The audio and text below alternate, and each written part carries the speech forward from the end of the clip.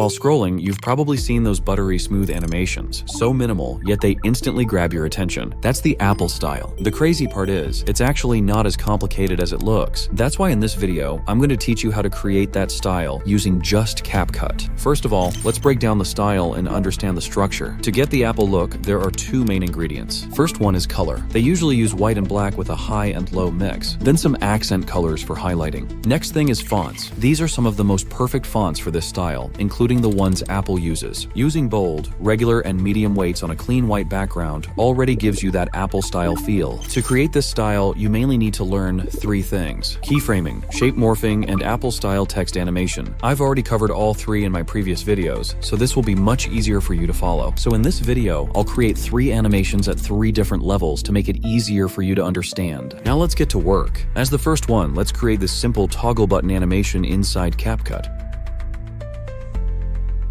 First, add a white background to the timeline. You can find it in the background section under the library tab. Go to adjust and set white to around -12. Next, go to the shape tab and add a square shape. Set the width and height to around 700. If you can't find the right size or position, here's a tip. Take a screenshot of the final animation, import it into CapCut, lower the opacity, and use it as a guide to match your placement. Or you can simply follow my steps and recreate it on your own. Set the corner radius of the square to 40 and change the color to dark gray.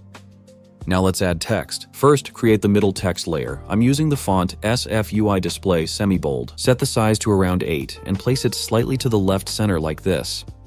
Duplicate that text layer, move one above and one below, and change the words accordingly. Then click the 3 lines icon and add a vertical guide. Use it to align your text properly.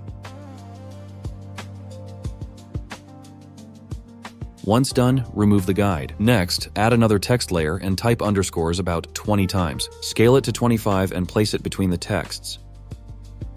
Duplicate it and place one below as well. Set the opacity of both lines to around 50. Now add a square shape. Set the width to 200 and height to 80 and increase the corner radius to the maximum. Place it next to the text and set the scale to around 90. Duplicate this shape, change the width to 100 and height to 70. Then change the color to white and set the corner radius to the maximum. Position it like this to create a button shape. Right-click the duplicated layer and convert it into a compound clip. Add a transform keyframe at the beginning. Move forward about 2 seconds, then move the shape to the other side of the button. Now you'll see a toggle animation. To smooth it out, right-click the layer and open Variable Speed Animation, go to the X graph and apply Circular Ease. For the color change animation, duplicate the first button shape layer and change its color to green. Go to the 1 second mark, add an opacity keyframe and set it to 0. Then go to the 2 second mark and set opacity back to 100. Open the graph and apply cubic out to the opacity. Now the button animation is done. Select these 3 layers and convert them into a compound clip. Duplicate it twice and place them next to the other texts so all 3 have the toggle animation. Now let's create a turn-off animation for the bottom one. Double-click that layer to go inside the compound clip. Select the layer, delete the first keyframe, and move the second keyframe to the beginning. Then go to 2 seconds and set the X position to 0. Open the graph and apply Circular Ease. For the middle layer, set opacity to 100 at the first keyframe and 0 at the second. Then apply cubic out to the keyframe graph. Click this arrow to return to the main timeline. Now let's add some overall motion. Select all layers except the background and create a compound clip. Add a transform keyframe at the beginning, set the scale to 90 and move it slightly downward. Then go to around 2 seconds and set the scale to 95, bringing it back to the center. Next, move to the 4 second mark and set the scale back to 90. Finally, open the graph editor and apply quad ease to all graphs. Now the animation is done, but to make it smoother, we can add a slight shadow. To do this, duplicate the layer, go to curves and pull the graph all the way down to turn it into a dark shadow. Then position it slightly behind and to the side to create the shadow effect. Set the opacity to around 50. Next, add a blur effect twice and set the blur to 100 for a softer look. You can adjust the opacity based on your preference. And just like that, this animation is complete. Next, we're creating this clean adjustment slider animation. Let's start with the background. Just like before, add a white background to the timeline. Then add a square shape and scale it up to fully cover the screen. Pick any color you like. I'll go with blue. Now convert it into a compound clip. Add a circle mask, place it toward the bottom like this, and increase the feather to the maximum. Then lower the opacity to around 40. Now your background is ready. Let's start the animation. First, add a square shape and adjust it into a rectangle like this. Set the corner radius to 28 and change the color to dark gray. Next, add another square shape and adjust it like this. Set the width to around 930 and height to 75 with the corner radius at maximum. Reduce the opacity to 20 and place it around Y position 110. Now add another shape layer. Set the width to 870 and height to 25. Set the corner radius to the maximum and place it at the same Y position. Duplicate this layer and change its color to blue. Next, add a circle shape. Set the width and height to 55. Change the color to blue and enable stroke. Set the stroke color to white and the weight to 3. Place it at the center of the bar. Now add a text layer and type your first word. Use the SFUI display semi-bold font. Set the size to around 8 and place it above the bar at around Y position 350. Lower the opacity to 70. Next, add another square shape. Set the width to 880 and height to 40 with the corner radius at maximum. Place it at around Y position -330. Duplicate this layer and change the color slightly, either lighter or darker than the previous shapes. Now duplicate the text layer, move it to around Y position -120 and change the word. Now the final layout should look like this. Let's animate it. Select the small circle layer and convert it into a compound clip. Go to the 1 second mark and add a transform keyframe. Place the circle on the left side of the bar. Move forward to around 1.2 seconds and move the circle slightly forward.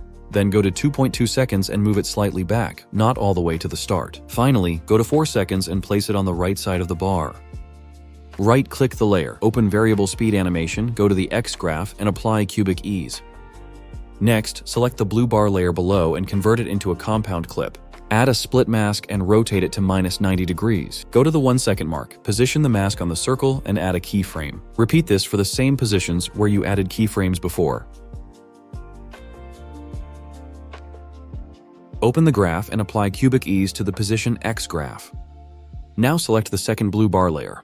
Add a mask keyframe at 1 second, placing the mask on the right side outside the bar. At the next keyframe, move the mask to the left. So the idea of this animation is, when the top bar increases, the bottom one decreases in parallel. At the last keyframe, place it fully to the left and outside. Apply Cubic Ease to the graph.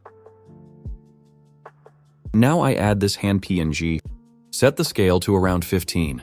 Add a transform keyframe at the 1 second mark and place the hand on the circle. Match its position with the circle animation like before.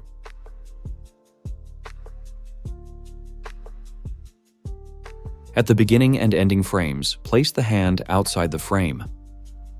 Open the graph editor and apply Cubic Ease to both the X and Y graphs.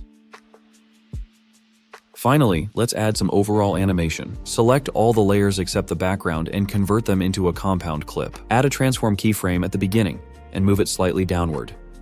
Then go to the 1 second mark and bring it back to the center. After that, add more keyframes at 2, 3, 4, and 5 seconds.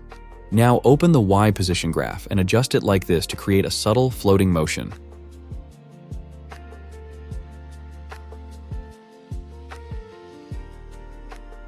And now you've got a clean and smooth animation. Now for the final one, we're creating this product-based animation. First add the white background, then go to Adjust and set white to -12. Then add a square shape and scale it into a rectangle like this. Set the corner radius to 25, place it slightly below the center and change the color to white.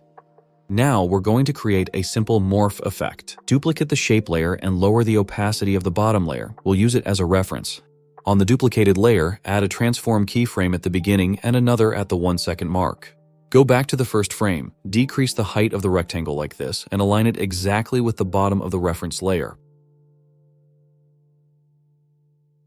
Open the keyframe graph and apply rebound out to both the Y position and height graphs. Now let's add a subtle shadow. Duplicate the layer, select the bottom one, and convert it into a compound clip. Go to Curves and drag the graph all the way down to make it black. Position it slightly down and to the side to create a shadow.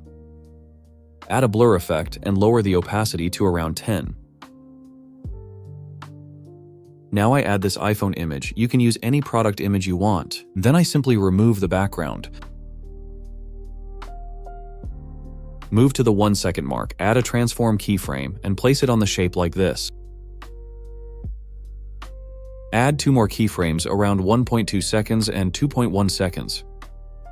At the beginning frame, place the phone completely below the shape. Open the keyframe graph and adjust the Y graph curves like this to create a bouncy slide-up animation.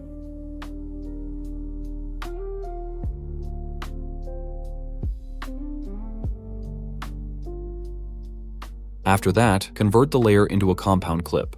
Add a rectangle mask, match the width to the shape, and make the height slightly taller, because we need to make the phone pop out from inside the shape.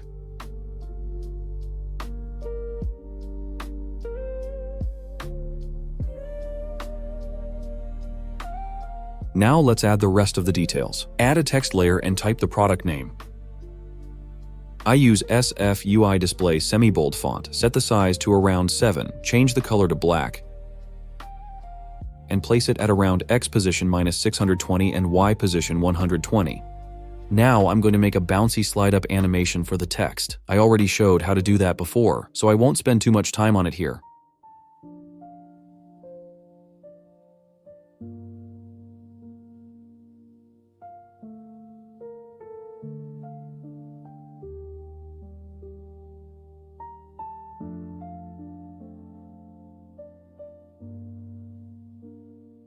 After that, add another text layer. I type the product color name, color to dark gray, set the size to 6, and place it below the main text. Apply a simple in animation. Next, I add this Apple logo here and apply a bouncy pop-up animation. Same theory as before. Use 3 keyframes with about 10 frames between each. At the first keyframe, set the scale to minimum, then adjust the graph. Next, add a circle shape. Set the width and height to 70 and place it below the text. Go to around the 5 second mark, duplicate the circle and place it next to the first one. Do it one more time. Now change the colors of each circle to match the product. Then add the same bouncy pop-up animation like before.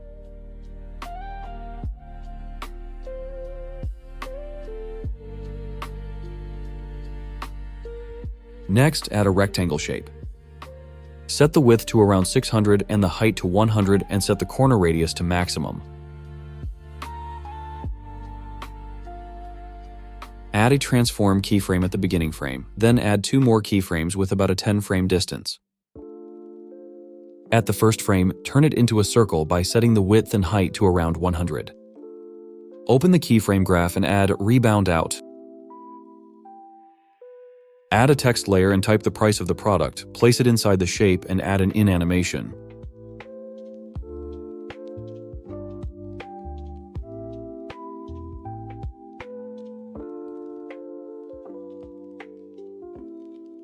Now for the final touch, the hand animation. I add this hand PNG around the 1.10 second mark and set the size to 12. Add a keyframe at around 2.15 seconds and place the hand on the second color circle. At the beginning frame, place the hand outside the frame. Use rotation to make it smoother. Now to create the click animation, move forward 5 frames, decrease the scale by 2 points, then move forward another 5 frames and set the scale back to normal. Then move forward again and place the hand on the third circle. Repeat the same click animation. After that, move forward and place the hand on the first circle. And repeat the click animation again. At the end, move the hand out of the frame. Open the keyframe graph and apply quad ease to all graphs. Now add the click animation to the color circles. Go to the exact same keyframe positions used for the hand, then add keyframes to each circle at those same points. Decrease the scale to around 90 on the second keyframe. As the final step, update the phone colors. Split the phone layer at the same positions where we added the click animation. Now you'll see the layer split into 4 parts. Double-click the second part. You'll notice a light area between 2 darker areas. Split that part and drag and drop the second color phone image to replace it. Do the same for the third part. Then go back to the main timeline and do the same for the color text layer. Split it and change the text to match each color.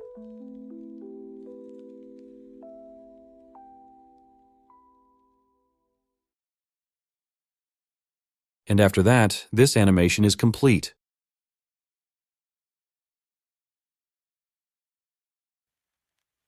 So as you saw, it's not as complicated as it looks. You just need to understand the structure. Now take what you learned and create something clean and smooth. See you next time.